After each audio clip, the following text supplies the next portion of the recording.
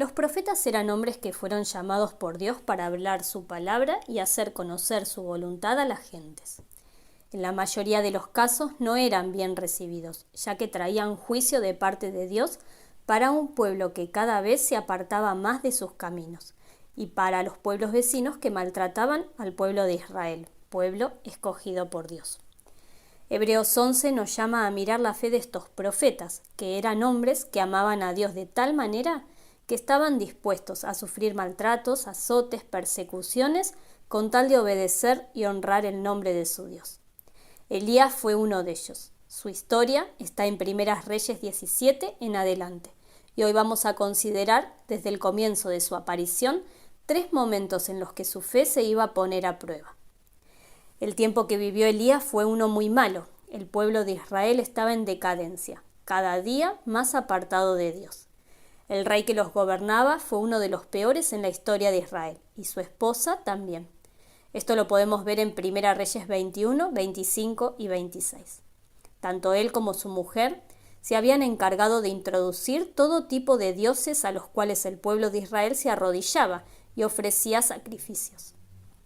Esto entristecía mucho el corazón de Dios y también el del profeta, quien amaba a Dios y no soportaba ver su nombre pisoteado. Su primer gran acto de fe fue presentarse ante este rey tan perverso, llamado Achab, para darle un mensaje de parte de Dios, y es que no llovería en la tierra de Samaria, donde ellos vivían, sino por la palabra del profeta.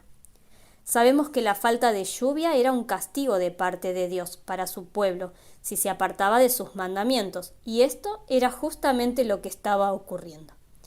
Elías no dudó que lo que Dios decía lo cumpliría, por lo que fue y dio el mensaje sin temer las represalias de este rey tan malvado. Inmediatamente Dios le pide que se vaya a un arroyo llamado Cherit, porque su vida corría peligro.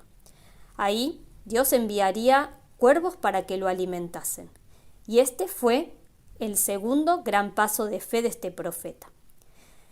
La fe debe ir siempre acompañada de la obediencia. Los cuervos le traían la comida y a la mañana y por la tarde nada le faltaba. Ahí estaba protegido, nadie sospechaba que esos cuervos podrían estar alimentando a una persona. Probablemente le llevarían a sus crías, pensarían. Así es Dios con aquellos que confían en Él de todo corazón, que obedecen sin cuestionar sus mandamientos. Pero tiempo más tarde el arroyo de donde él tomaba el agua se secó. Fue así que Dios le habla nuevamente y le pide que vaya a Sidón, lugar que estaba a unos 120 kilómetros por el desierto. Allí Dios había preparado una viuda para que lo sustente. ¿Una viuda? Pero si las viudas eran personas con mucha necesidad, que apenas tenían para comer ellas. Sí, una viuda. Elías nuevamente obedece. Su fe fue mayor que sus dudas. Dios había prometido y él cumpliría todo cuanto se le había sido dicho. Este fue su tercer gran acto de fe. Es notable pensar en las maneras en que Dios obra. Primero, no lo manda a un río donde se aseguraría el agua para su supervivencia. Lo envía a un arroyo que en poco tiempo se secaría. Tampoco lo manda a una persona rica en Sidón para que lo sustente, sino a una viuda que poco y nada tenía para darle. Y esto es porque Elías debía aprender a depender en todo del Señor. Debía confiar no en las bendiciones que recibía, sino en el dador de esas bendiciones, que era Dios mismo. El corazón de Elías descansaba en el Creador. Su fe lo estaba protegiendo de la incredulidad. ¿Cómo está tu corazón? ¿Sentís que te faltan muchas cosas y no podés dar ese paso de fe que Dios te está pidiendo? Hay veces que Dios actúa escaseándonos las cosas que creemos que necesitamos, para que aprendamos a creer y a confiar en Él, y en su justa providencia.